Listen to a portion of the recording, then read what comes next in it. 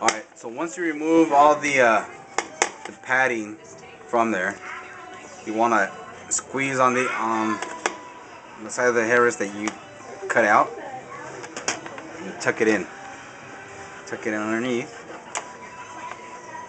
Give you kind of a mold where you could rest in the bracket. Okay. Once you do that, you go ahead and get your bracket. Now this one has a top and a bottom, so make sure you check. Some brackets come with some mounts that you could mount on the headrest itself, but this one doesn't, so we're gonna have to use some screws. If you get a tight fit, it's always better to have a tight fit rather than a loose fit. Yeah, just on time. That fits snug, so that's a perfect fit right there. You can see, look at that.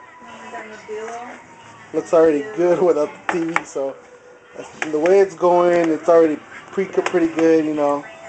Like you said, you know, they have pre-set, you know, hooks. You can just flinge them in there and they hook and they pull back towards the headrest and it squeezes in and snugs it in tight. You can use screws and, you know, the screw tightens up with the cotton and all that, so it all tighten out with the LCD.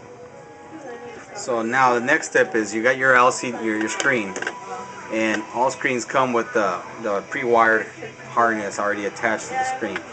So what you want to do, you want to run this wire in and out from the bottom of the headrest.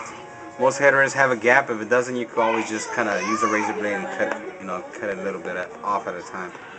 It really won't do any harm.